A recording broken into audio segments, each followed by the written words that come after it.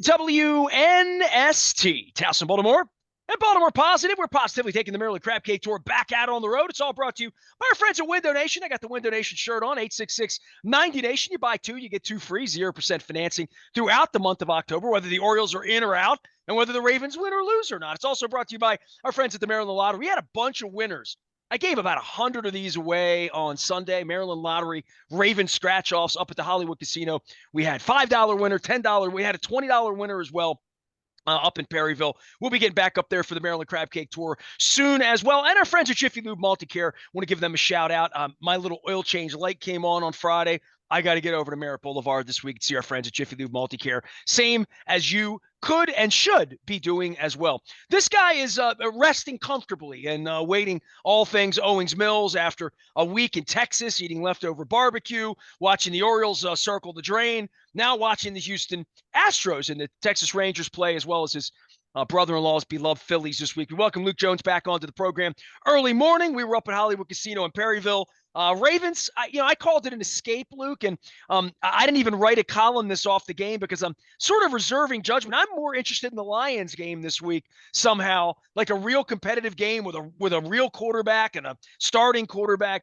I think, and we'll get to the Lions. We'll have plenty of time to talk about them this week, and they've been impressive and were impressive, I think, down in Tampa, despite those good-looking uniforms that the Buccaneers wore on Sunday. This Titans game, they escaped, they won. I have no complaints.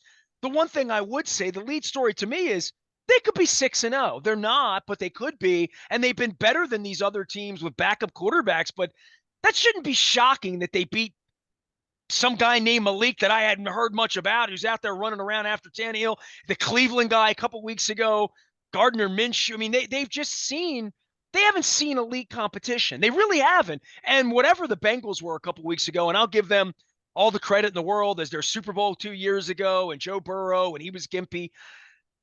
They haven't played a good team yet. And that, I don't know whether they're a good team. I think they are, and 4-2. And the fact that they could be 6-0 indicates that. But they haven't played like a good team. They haven't played stretches where they look in any way, I don't want to say complete. That's a January thought. And with all the injuries, but I'm perplexed by them.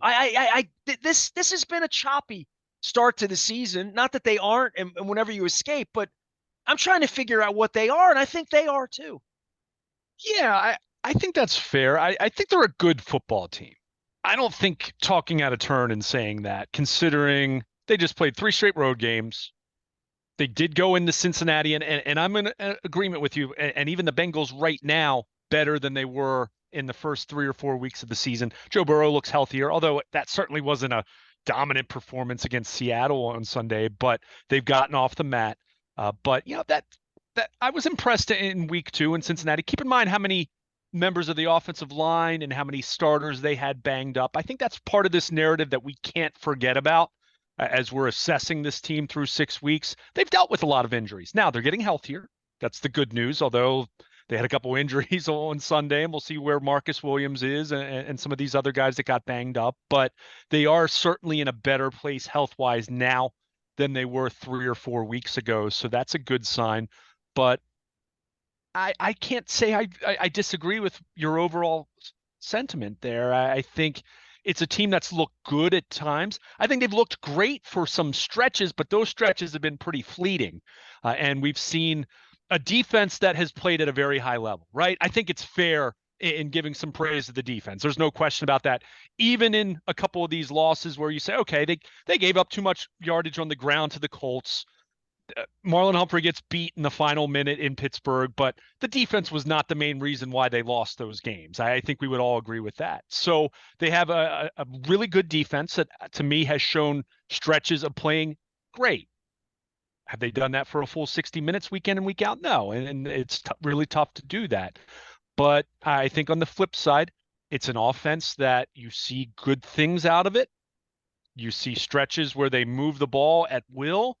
And then you see other times like what we saw on Sunday, specifically in the red zone, where they can't get out of their own way and they can't score touchdowns when you need to score touchdowns, quite frankly. And that's resulted in them leaving the competition And I think you said it, and I agree with you, inferior competition in football games. And it's one thing to do that against a team like Tennessee.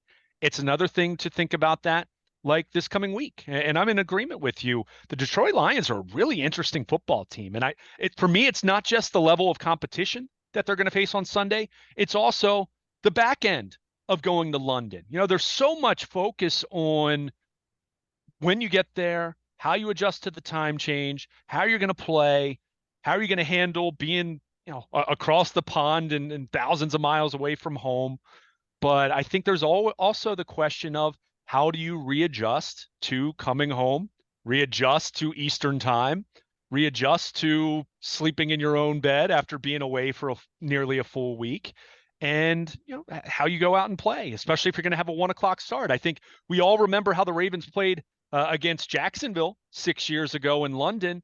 Do we remember how they played against Pittsburgh the following Sunday? That wasn't pretty either. So I think that's where there is some question, and there is some, I don't know if strategy is the right word, but best practices, let's say, in terms of how do you readjust. If you're John Harbaugh, how hard do you have guys practice this week?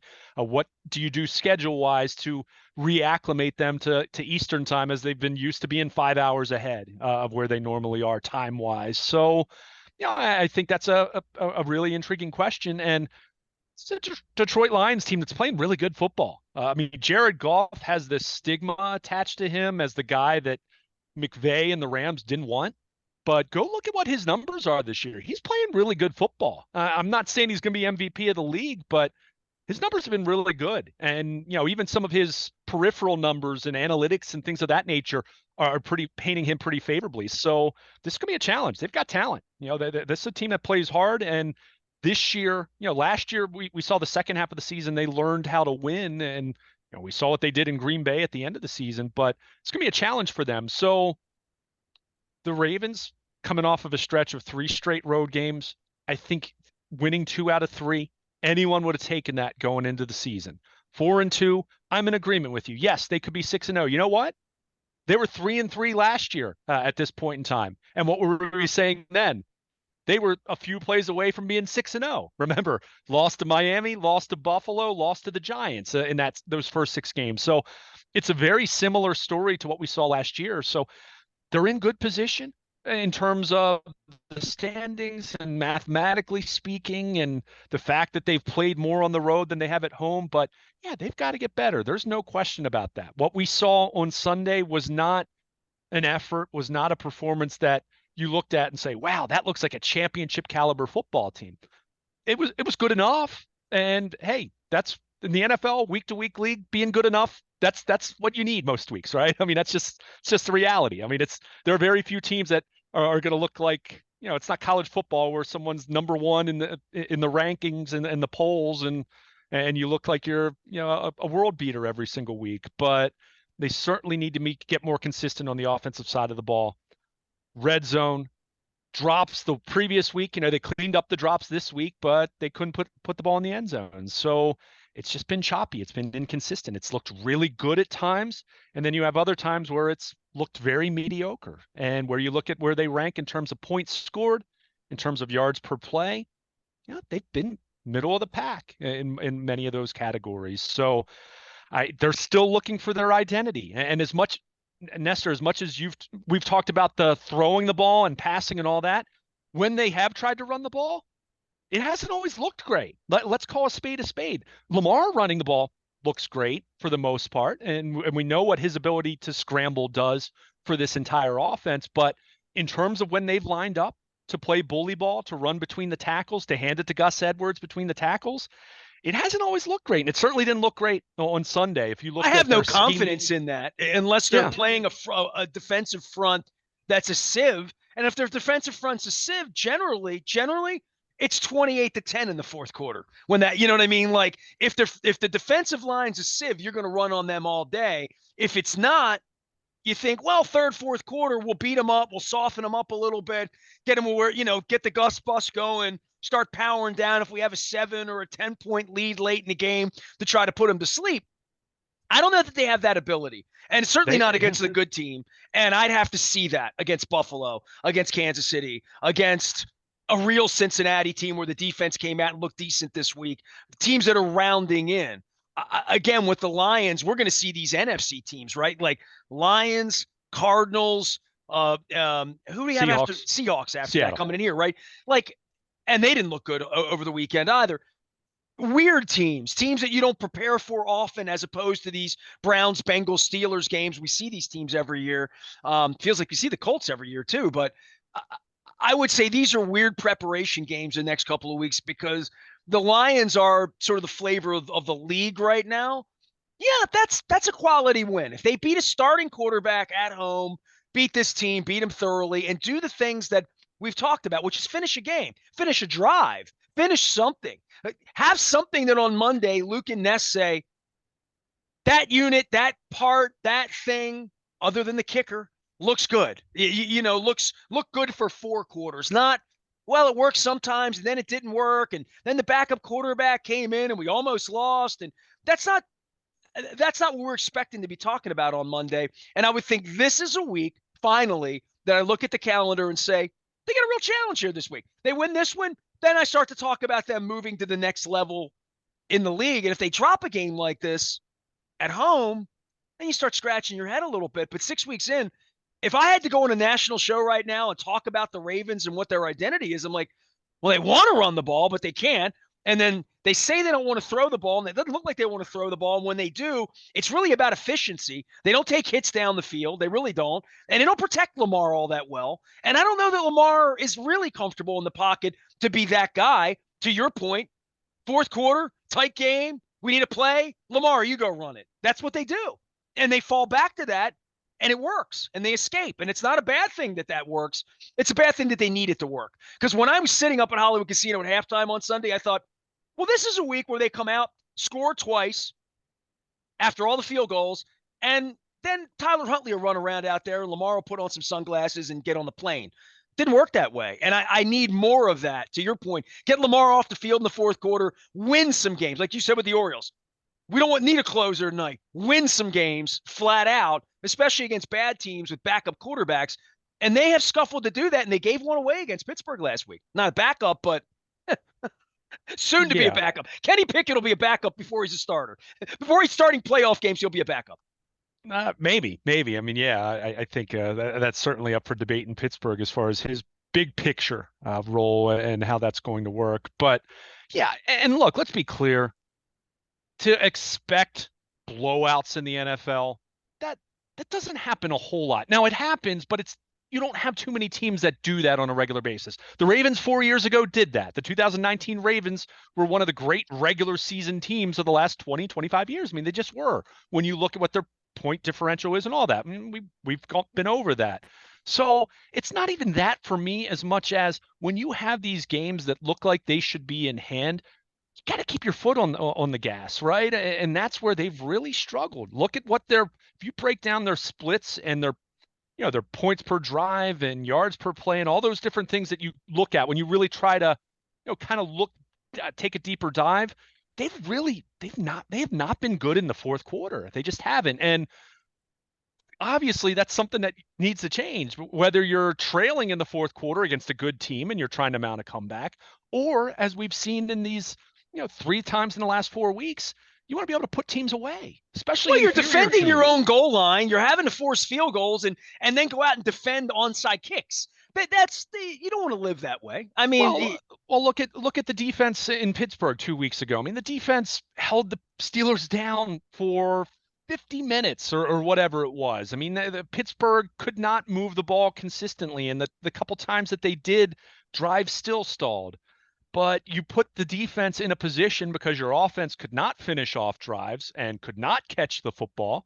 You put the defense in position for what? One play, one ball thrown over their head, and they lose the football game as a result. That's not fair to the defense. You mentioned what this team's good at. This team has a really good defense. I'll argue about that all day. They have a really good defense, but they've put that defense in a position where even faltering just a little bit late in a couple of these games has cost them dearly. And okay, yeah, I agree. Marlon Humphrey can't get beat in that spot. And we talked about that last week about how they crumbled in every phase of the game. But week to week, that defense has played at a really high level. They need their offense to get closer to that level. And at times, for parts of games, it's looked really good, but the consistency hasn't been there nearly enough. And, that goes for everyone. We mentioned the running game, the run blocking, the offensive line, it's left something to be desired. They're not knocking people off the ball to the degree that they did under Greg Roman over the last few years. They haven't done that as consistently.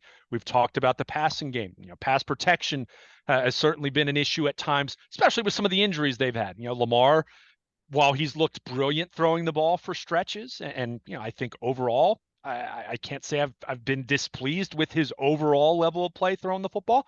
He's had lapses, had a miscommunication or whatever that was with Rashad Bateman at a critical juncture in the third quarter yesterday, on Sunday, when things started to go sideways for them. So, you just need to be more complete, more consistent. You certainly have to do better than. Technically, it was 1 for 6 in the red zone, but I'm going to be fair to them because that one was the muffed punt at the end of the half, and you kicked a field goal. But there are still 1 for 5 inside the red zone. That's not nearly good enough. I mean, that's bad. That's really bad. Well, you lose to a good football team kicking field goals like that, not the Ryan Tannehill and Malik Willis. And playing keep away from Derrick Henry was also important too. I mean, the fact that he never got on track, he had the one big run, but they didn't have the ball much. And when they did, they weren't inclined to play that way. And I that kind of shocked me early in the morning over in London, getting off the plane, King Henry, all that. I thought he would be a bigger factor in the game. And when he was, and when he did run the ball, I'm like, oh boy, now they're going to play tackle him in the fourth quarter. You think tackle Gus Edwards is a fun game. How about tackling Derrick Henry in the fourth quarter? I'm shocked that the Titans didn't put the foot down, didn't lose the game with him, as opposed to losing the game with Malik Willis, Well, and part of that is also you get behind. I mean, and that's why it was so frustrating that the third quarter played out the way that it did. You had a 15-point lead at halftime, and you're in a position where you put together a touchdown drive in the third quarter there, and you don't have the penalties and how it played out. You absolutely take Tennessee out of the game. I mean, we debate about the Ravens and, their ability to come from behind. We've talked about that for 3 or 4 years now, right? But Tennessee is absolutely in that same category of teams that is not equipped whatsoever to play from behind. So when you have what happened in the third quarter on Sunday, that's where it was that much more discouraging, because you put them in a position where they cut the lead to 5, and they're in a position where they started to move the ball and they started to get their run going a little bit. But then, Tannehill makes the throw downfield. Geno Stone makes the play, swung the momentum. And from that point, the Ravens didn't finish it emphatically. Let's be clear about that. But they did find a way to finish it, at least in terms of sustaining a couple drives, getting a couple field goals, getting the lead back up to 2 scores. And then, and you said this in our previous segment, and I agree with you. I don't think it was luck per se, because I don't think Ryan Tannehill was beating them either.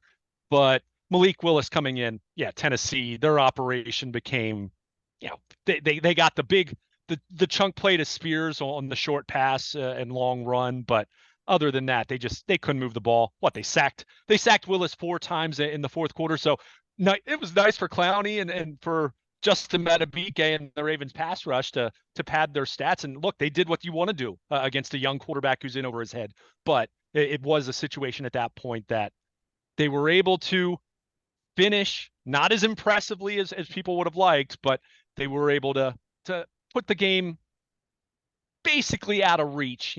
Yes, I get it, an onside kick at the very end, but really at that point in time, you didn't really feel like that game was going to, that the Ravens were going to let it slip away that time around. But that was not the case in the third quarter, certainly. Luke Jones is here. All of it's brought to you by our friends at the Maryland Lottery in conjunction with our friends at Cole Roofing and Raskin Global. We have such great sponsors around here. I want to give them some love. Luke came out and did the Maryland Crab Cake Tour last week. We were at Drug City at the Fountain. My dude Chuck at the Fountain made me a proper old-fashioned for my birthday. Luke, you didn't even know, but we hung out drinking at the Fountain after the show. So I know you find that hard to believe at 5 o'clock on a Friday, my birthday weekend, Friday the 13th, that I'd be having beverages. Sheena Shock walked into the liquor store buying wine. And then, so we pulled her over into the Fountain and told rock and roll stories. So we had a hell of a Friday night over at the Fountain that happened after the show. But you can hear the remnants of the show with George Schulin, our old biology teacher, who was speaking periodic tables of elements and all sorts of physics things that are way. Luke studied in that wing, in that STEM wing. I was in the PE wing and the jock lot over at Dundalk High School. So Luke came over to Dundalk, had some proper pizza on the east side of town, and we sent him back. Luke is off the crab cake tour and back onto the Owings Mills tour here this week. Dude, you said something. Sometimes you say prescient things and you just say brilliant things, and I'm going to bring it back in. The Ravens have done what you expect against quarterbacks who are in over their heads, and they've had a lot of that. They've had a lot of quarterback play where the other guy across the field, you're like, their Tyler Huntley ain't beating us. Their Bill Troop ain't beating us. Their Mike Kirkland. We've seen a lot of backup quarterbacks. And quite frankly, to your point, you don't love Ryan Tannehill. I don't love Kenny Pickett, even though the ball went overhead and he beat us. Mm-hmm. Neither one of us love Gardner Minshew. I don't think they love him this week either. This is not a roll call for a 4-2 team to look up and say, look at who we beat. To your point, the other side's had quarterbacks just can't win. I don't even know what else to say. Like, if we had Malik Willis running around right now, we would not be real confident about beating the Lions this week. And the quarterback matters so much. And that's part of Lamar being healthy and upright, right? Yeah. Like, they have to go beat Lamar with their backup quarterback, and they haven't been able to do it. And that, unless Lamar throws a pick or unless the ball goes over Marlon Humphrey's head or they do something stupid or they have penalties or mistakes, will get you beaten. But Lamar alone and the running game and the fact that they moved the ball 80 yards and stop at the 5-yard line and bring Tucker in to kick 23-yard field goals a couple times.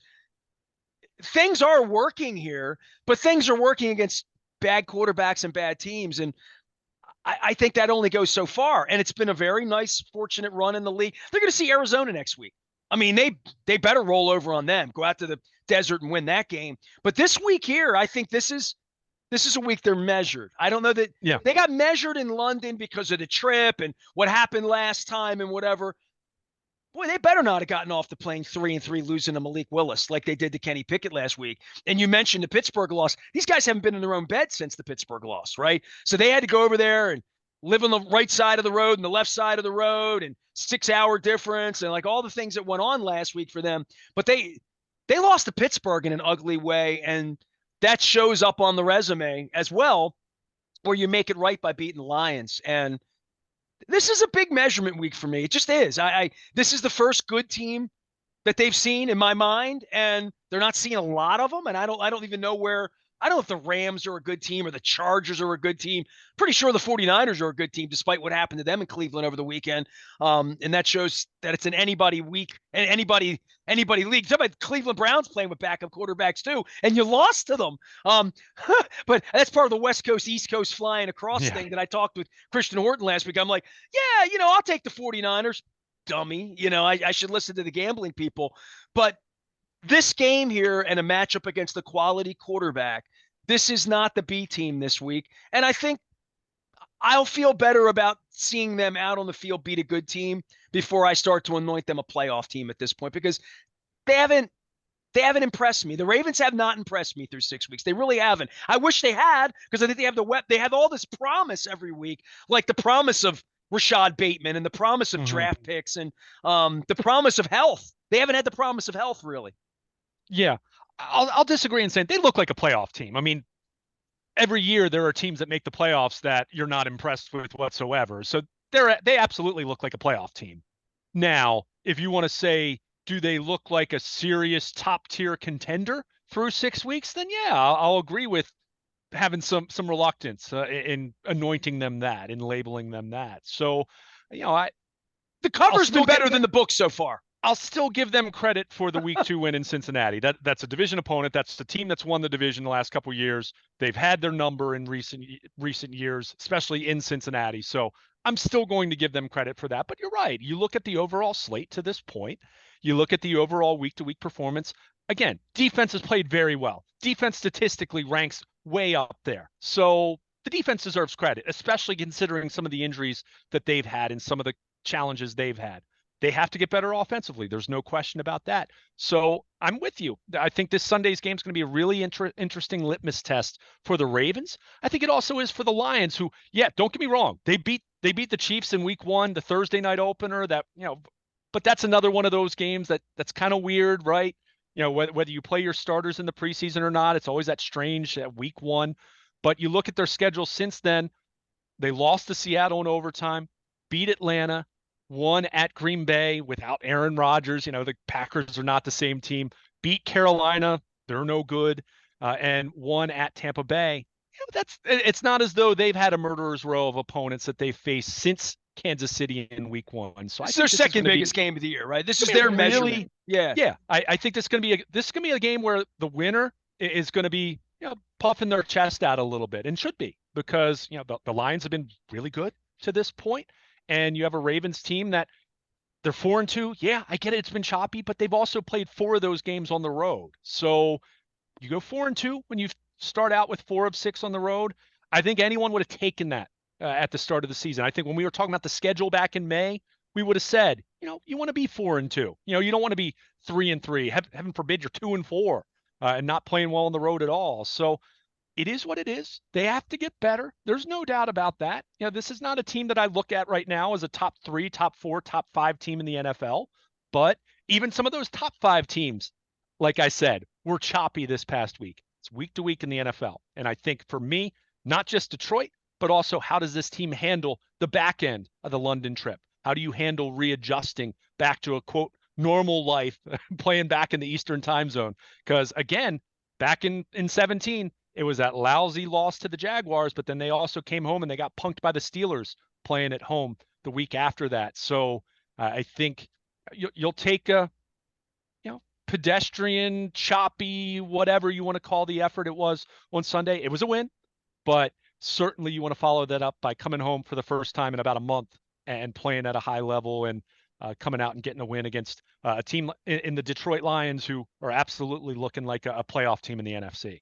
I hope somebody brought me back some fish and chips. I hope everybody that went to London had a good time. Luke and I believe we would be heading to Houston, Texas at some point this week. That did not happen. We're laying low. We're going to be here all week. We're going to be putting the Maryland Crab Cake Tour back out on the road, courtesy of the Maryland Lottery, in conjunction with our friends at Window Nation, 866-90Nation, as well as our friends at Jiffy Lube Multi-Care. I'll be getting my oil change this week as well. Our 25th anniversary is underway. Our friends at Curio Wellness had the Bronfine sisters on, but had Rebecca and Wendy on talking about cannabis education and flower and vaping and terpenes and all the health benefits. You can find out more at Curio Wellness. You can find out more at the front of our website for our 25th anniversary as we take it out. So this week, Luke will be in Owings Mills. Things get a little bit more normal. Baseball's a little bit more on the back burner. We'll be watching the ALCS, and certainly for the NLCS and the folks in your life who may be Phillies fans. That's going on all week long as well.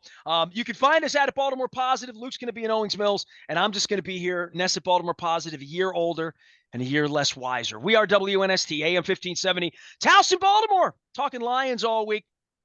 We never stop talking Baltimore Positive.